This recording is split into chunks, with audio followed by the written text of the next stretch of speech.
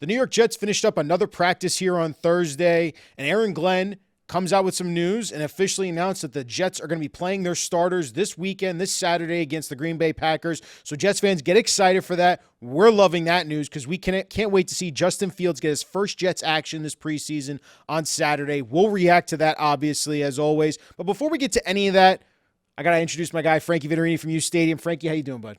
Ryan, I'm doing well. It's nice to hear that the Jets had a good practice today, especially the offense. You're telling me. I'm excited about that. So, but I'm even more excited about Saturday. Yeah. We're going to see some live action, my man, and you know that's the best part of football. So it is the best part, but we're also missing the best part of this podcast and vodcast. Brian Costello, he's not missing. He was actually at Jets camp with our guy Brandon London, and they got the latest report after today's practice.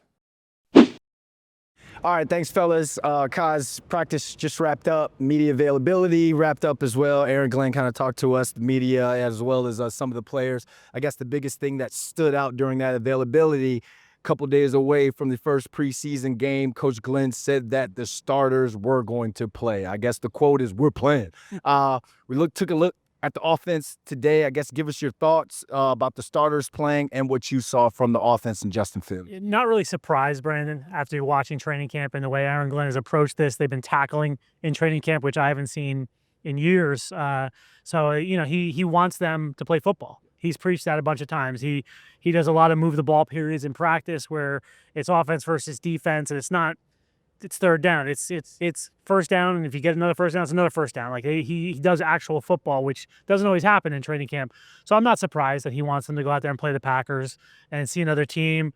I don't know how long it'll be. I doubt it'll be very long, but I think it'll be good for them to get to work. And also, you got to remember Tanner Engstrand calling plays for the first time in the NFL.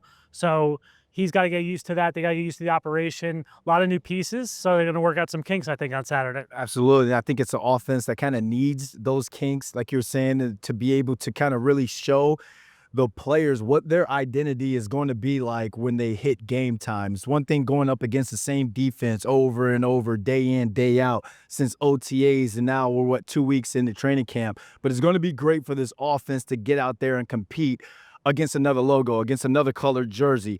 We've read your reports throughout camp. They've struggled at times. Today, Aaron Glenn called this a bounce-back day. I got Justin Fields 8 for 15 or 16, depending on the bubble screen, how people are going to count that. And then he threw an interception, which was a drop ball, a tip, and then he threw a touchdown to Garrett Wilson to start practice off on that first drive. Kind of compare this day from what you saw about the cleanliness of the offensive operation compared to days prior. Yeah, definitely a better day today for the offense than they've had in the last 3 or 4 practices.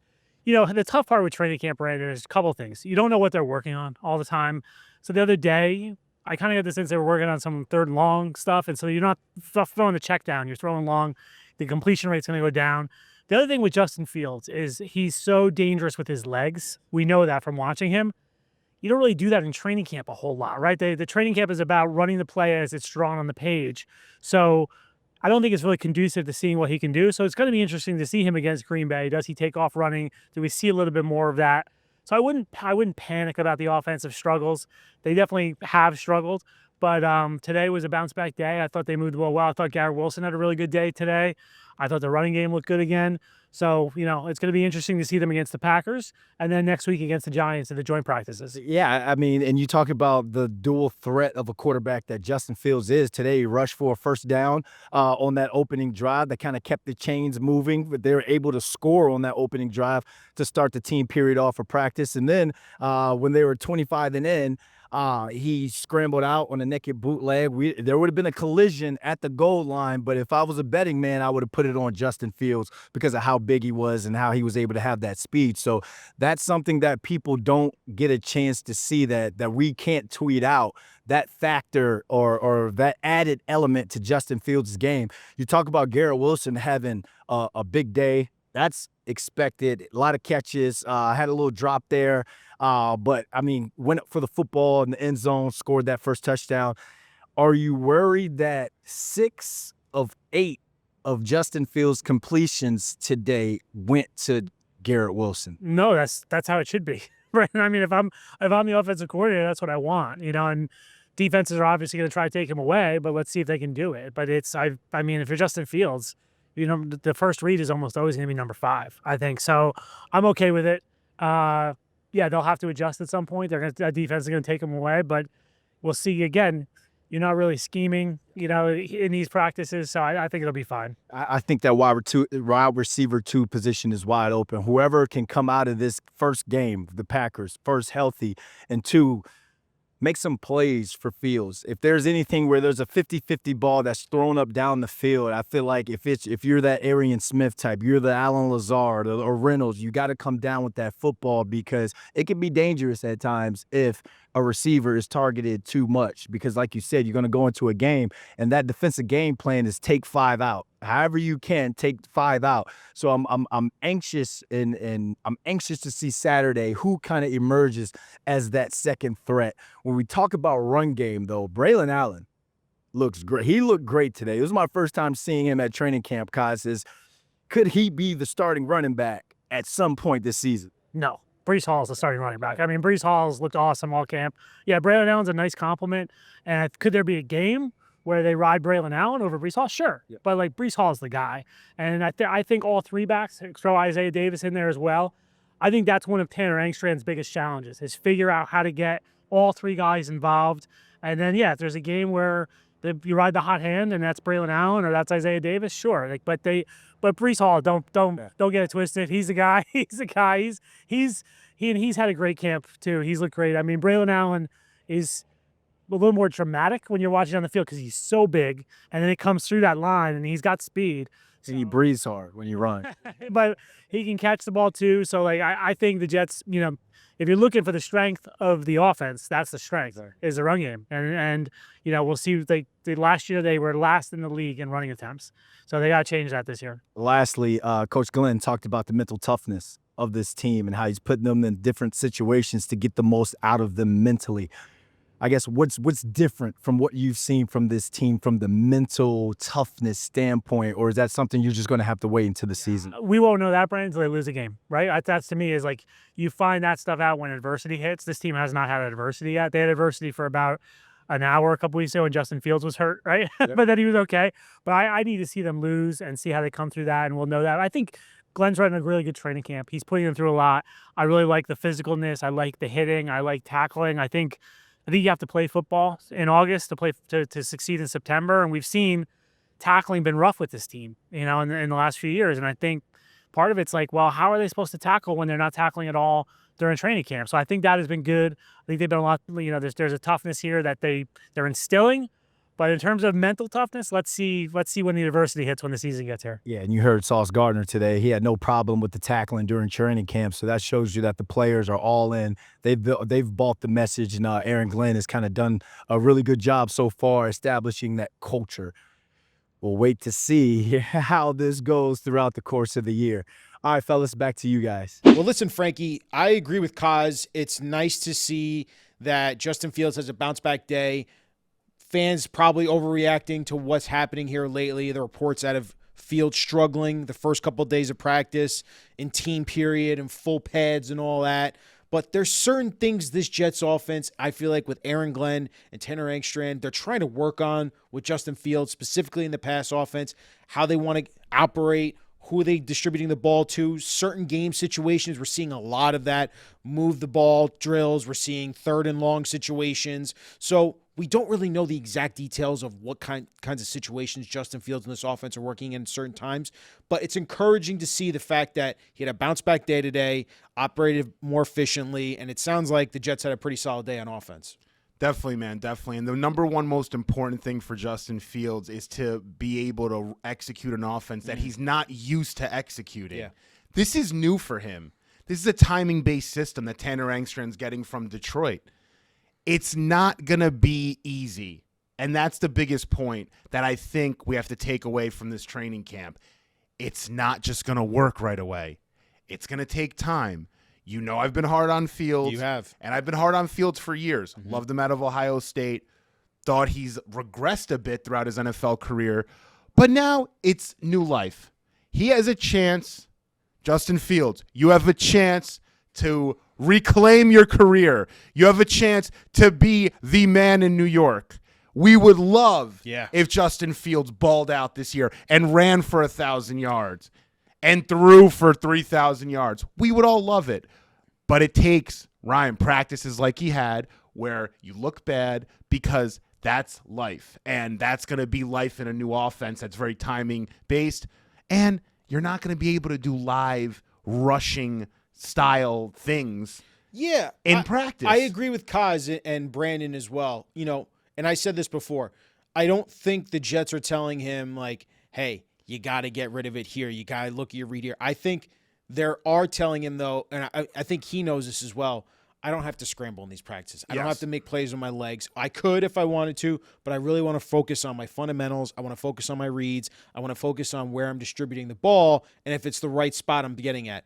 I think the tendencies we've seen from Justin Fields and the concerns that a lot of NFL people have had around him is he's inaccurate at times. He can't make the reads fast enough. His processing is not as fast as you would like it. So those are some of the struggles we saw in the last couple of days of practice. The fact that he had a much quicker release today, he seemed to be more decisive, that is encouraging to me, and hopefully he's taking the right steps. But this Saturday is when it's going to really matter now, because now he's getting real reps against another team, and while they're playing a base defense like Coz said, and then they're going to be very vanilla, it's going to be important for him to have those reps, I feel like, in this offense. Absolutely, man. And I looked back at what Justin Fields did well at Ohio State. He would want at times to hold on to the ball a little longer, to get those receivers down the field, to make the big play. That's how he was sort of wired to a degree. This is different now. This is a new offense. It's going to be a bit more timing based, or very timing based. It's going to be something where, Justin, if you see it, get the ball out. Now, listen, he doesn't have to process at an elite level or even above average. He just has to be just good enough, because the plays that he can make with his legs and the way he can extend plays, and if Tanner can get him outside the pocket and get things moving, get things flowing outside the pocket, who knows what he can do. So we'll find out, and we're going to see a little bit of that on Saturday. Saturday is going to be our chance to kind of see some live Fields in this offense. All right, now, were you one of the fans that was panicking this week after 3 straight days of him struggling, including the green and white scrimmage this past Saturday? You want me to be honest? Yeah, of course. Not really. I wasn't. Neither was I. Yeah, I mean, it's early. Yeah. Listen, as much as 2 weeks of practice, mind you. As much as I want to say, there's red flags, sound the alarms, to a degree, but it's early. You could sound the alarms, but they don't mean anything. It's his third offense he's learning in 3 years. Exactly. He is going up also against a defense that has all-pro talent all over the place. They have a former head coach as their defensive coordinator. Do we realize that? You have a former head coach as your DC up against a first-time OC. Yeah. I mean, what do you expect's going to happen? So, of course it's not going to look good.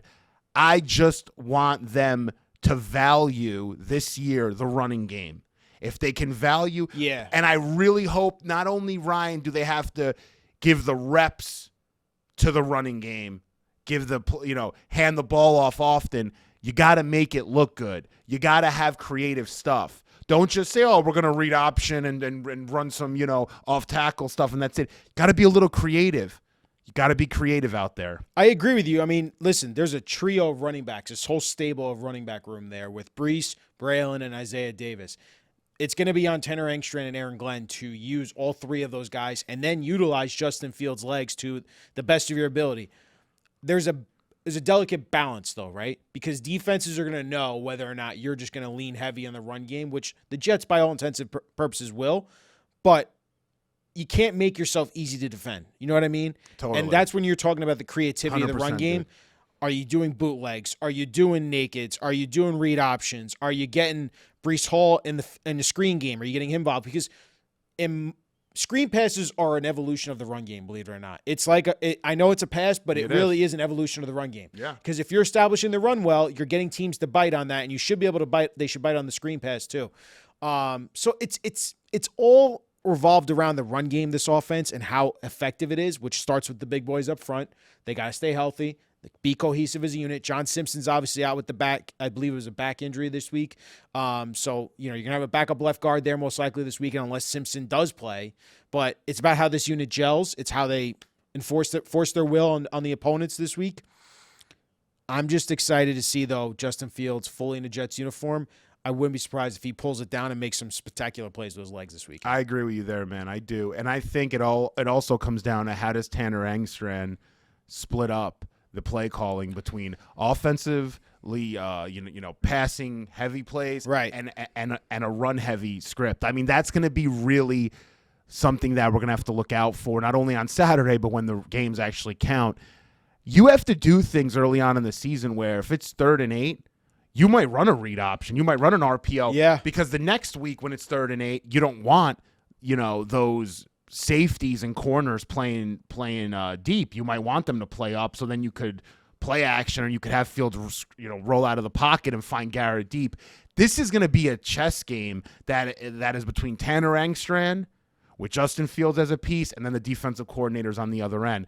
Because I was saying this the other day, if I'm guarding the Jets, right? You know what I'm doing? If I'm DCing against the Jets, I'm playing everybody back. Mm-hmm. Let Fields kill you if he can underneath, because he wants the big play. I'm not giving up anything deep. I'm dropping everybody. Let him kill you underneath until he makes a mistake, until there's a tipped ball. That's what I would do against the Jets. On 3rd down, yes, I would agree. But 1st and 2nd down, they're going to be stacking the box against this Jets rushing attack. They may.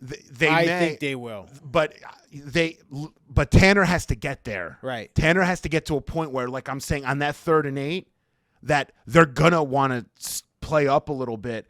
That gives Garrett a little bit of room to get the defender out of his shoes so he can pick up those 9 or 10 yards.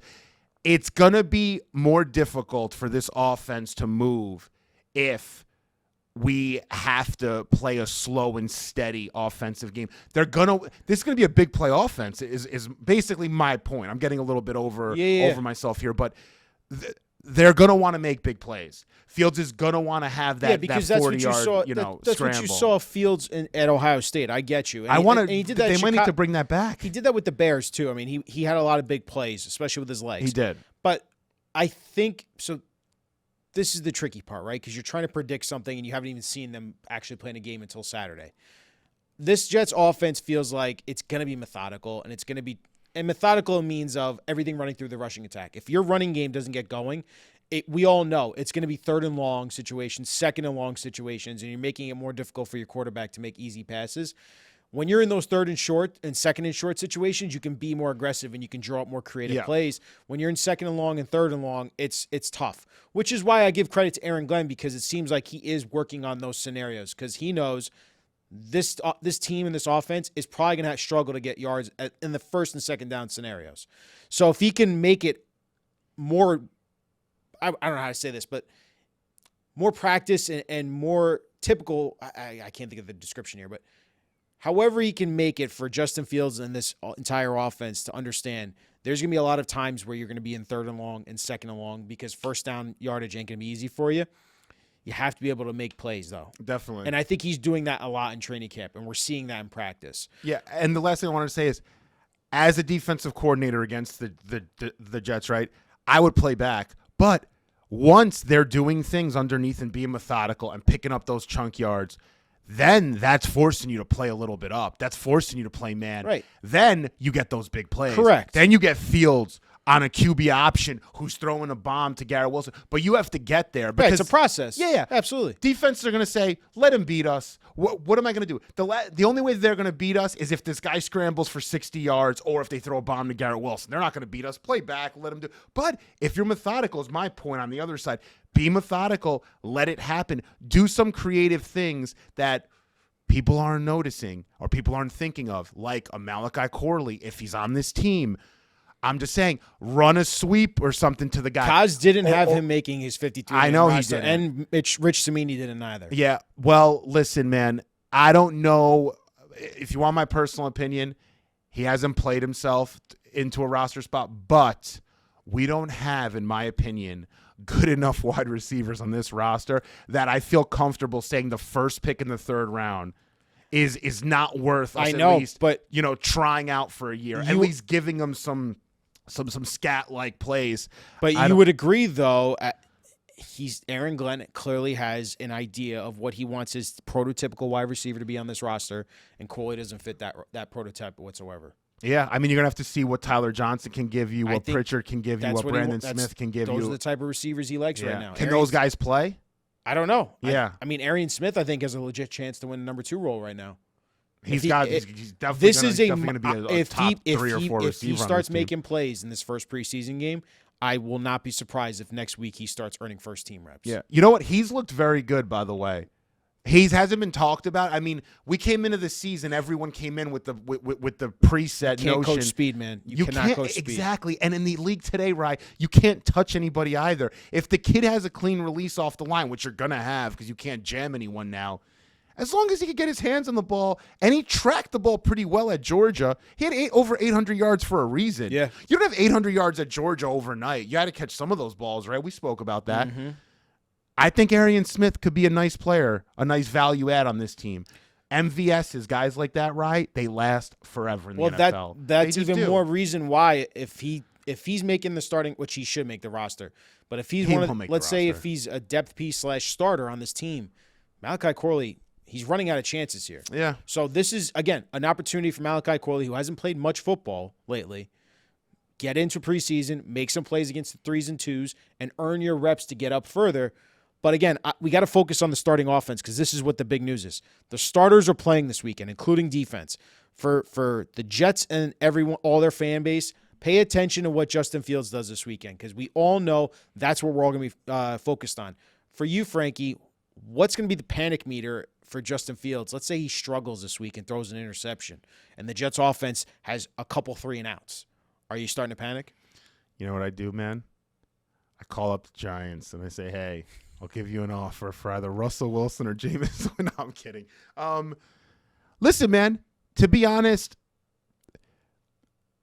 Justin Fields has to feel like if he's not playing well enough that his job isn't completely secured.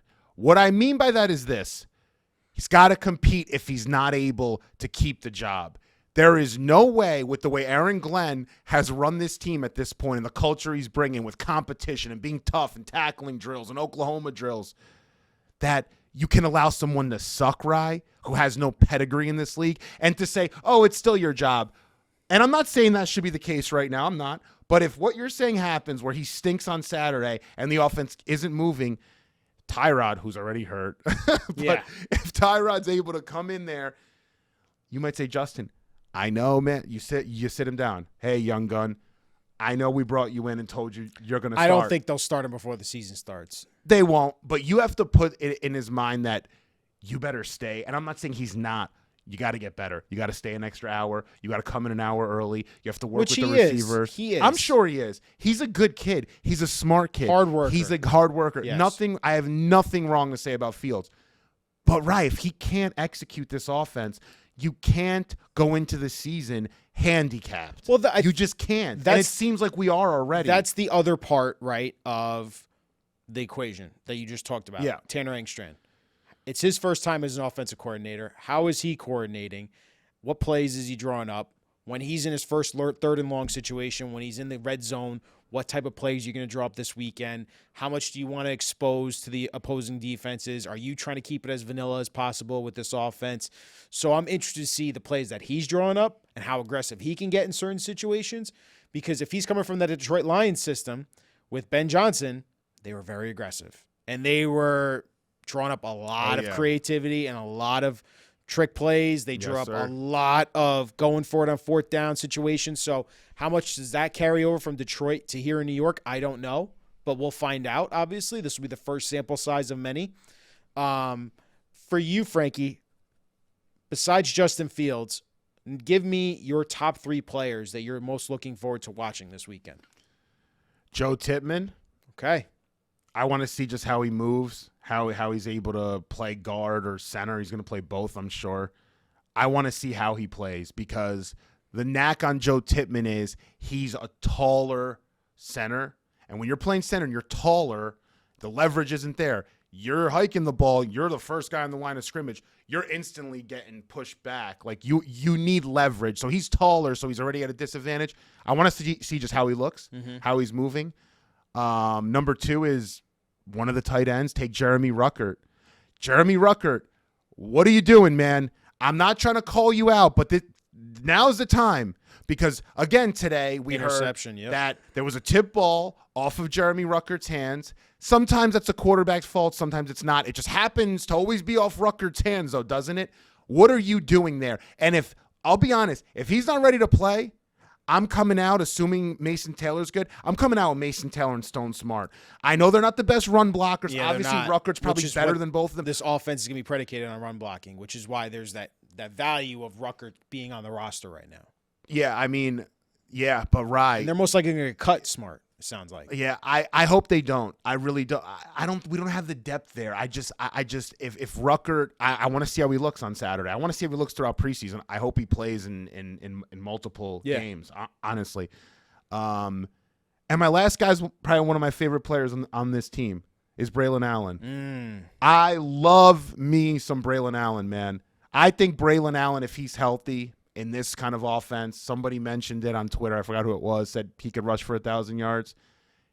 Listen, man, you give that kid enough carries, he stays healthy, he'll rush for 1,000 yards. He will. He'll rush for more yards than Breece Hall. You want a take? You want a Frankie hot take? I'll give you a Frankie hot take. Frankie hot take. Braelon Allen potentially rushes for more yards than Breece Hall this year. That's assuming all factors, everything. If Breece misses a few games, You're assuming that. Well, I'm just throwing it out there. He had an interesting tweet today after practice. Time will tell. Yeah, that was. I didn't know if he meant that with the offense. And a lot of Justin Jets fans Fields. are saying he's tweeting like a wide receiver already. Yeah, a little bit. Breece is in his own world. Kind of does his own thing. He clearly wants a new contract. Yeah. But he admitted even before the season, he said, "I'm not their guy. They didn't draft me, so I have to earn my keep here." Listen, I'll be honest with you, right? I was surprised. I was very surprised that Breece came into this season without even talking about a new deal. If I was his agent, I'll just be honest, I would tell him, this is a short league. You've already been hurt. You were hurt again last year. You were hurt this offseason. You've been hurt a few times. You had a catastrophic knee injury. At least ask. At least start that. Well, I respect Breece for not doing that in his camp, saying we have to prove it, but if you're hurt, like he said, like risky. you just laid out, if you're hurt that many times, teams aren't going to want to pay you right now. Yeah, there's really no point. So he has to of prove even he can asking, stay healthy for a full season. Yeah. And also he needs to prove he can have more than just that 1 year. Yeah. Like you have to look. Coz said it just now before. Breece is the starter. I know you love Braelon. I love Braelon too. He's special, but because someone that big running that fast and he can make great cuts and he's great out of the backfield if you want to catch the ball too. But Breece is truly a game breaker. Like he is a guy you can give the ball, house it for 50 yards, no problem. That's special. That's not what every team has. I want the Jets to unlock it though, right? Like be able to use I said this before to someone. I go, Breece Hall is frustrated clearly. Like the tweets aren't helping. You know, we're seeing more about Braelon popping in practice than Breece is. But when the lights come on and you're getting the starter snaps, Breece has to be able to break some tackles and bust one for 50 yards for a touchdown. And if he can do that, that's going to set him apart from everyone else, and that's going to help this team make those big plays that you're talking about. Breece, though, in my opinion, I think he's being judged by Aaron Glenn because I don't think Aaron Glenn looks at him as his prototypical running back. I'm going to use that same term, prototypical running back. What is that? Braelon Allen's his prototypical running back. Bruiser, guy who can catch the ball, is fast, strong, all that. Breece is fast. Breece is elusive. Can he break tackles, though, with power? I don't know if he's that type of back. He has to prove himself here. He has an opportunity. But I just want to make sure that Aaron Glenn understands, too. Just because he's not your prototypical, and I'm just assuming this. He hasn't come out and said this. But just because he's not your type of running back, you should be able to see that talent, how great it is, and use it to your advantage and make your offense that much better. Don't ignore it, right? Don't force the issue. Make it a solution instead. That's all I'm pleading for. If Aaron Glenn can make that happen. You're spot on, but there's one thing you're missing. One thing. I don't think Breece Hall fits this offense. I just don't. That's what I'm saying. I think if Breece Hall played with the 49ers or played with the Eagles or played with the Chiefs, I think he'd fit. They'd find ways to get him the ball in space. They'd scheme him up. He'd have lanes. He hasn't had that here. He's had to make his way through and try to figure it out and try to break all these, big runs off, and he doesn't have the real estate within this offense. This offense has been really condensed. It is a condensed offense. Yes. I really hope it's not, but I feel like with a Fields run offense, it will be until you bring that read option element, which I have always said this about Brees. My one knack on Brees, I have one and one only. I think his vision is a little bit, it lacks. There's something like left with his vision that he needs to get there. He needs to see it better. I think Braelon already sees it naturally. Did you see that read option play yet where he just gets it and he cuts the other way? That's 50 yards. Do you know how many times that can happen throughout a game? Can Brees can do that. Can he see that is the I know. question. Yeah. I don't know yet. And he's not a read option running back. Like he even said it before the season. He goes, read option. That's new. He goes, it's not something I'm excited about playing, but but then he talks out both sides. He's like, I'm looking forward to it though. It's like, okay, I see how he's feeling really. Like he just doesn't want to play in a read. He wants to be a single eye back. Like give me the ball, pitch, give me a stretch run, and I'll make it happen. That's not this offense. So, but what I'm trying to say to you, Frankie, though, is why can't you have both? Why can't you have Brees on the field at the same time as Braelon? Line him up as a slot receiver. Like bring him out of the backfield and throw him in the flat. Give him option routes. Let him be special because that's the part of the game I would take advantage of is in this offense and where you can actually get mismatches and make some really big plays out of it. So, and we've seen how great he can catch the ball. He can catch the hell out of the football. That's on Tanner. I know. That's what I'm saying. That's a big task. That's a tough the task to handle, man. If you're going to be predicated You're on right. the run, that is the task. That if is you want the to task have a really good offense. To make it work with both of these running backs. It sounds great. I hear you. I understand why you're saying you would say Braelon finishes with more rushing yards than Brees because he is more of the bruiser running back and that he fits this style of offense. But Brees, I just think there's too much talent there for you to ignore and say he just doesn't fit the offense. No, he's talent. Like you use that talent and you make him a part of this offense and you take advantage of that. So we'll see what happens, man. We're going to see this Saturday. He's going to be playing. Braelon's going to be playing. Isaiah Davis was going to get some time. So I remember Brees last year really quick. Mm-hmm. Do you remember doing, and now we're in fantasy football season. It's a great time of the year, fantasy football. Even though I'm getting sick of fantasy, I've been doing it for too long. But Brees Hall last year was going second, third in drafts. Do you remember that? yeah. It's crazy. It goes McCaffrey and then Brees Hall. I think someone got him first in my league, a Jeff fan. That's crazy to think about. Just last year, he was a number 1 or 2 back in the league, on fantasy. In fantasy, he was expected to be hyped, but the Jets finished second lowest in all the NFL in rushing yards and rushing yards per game.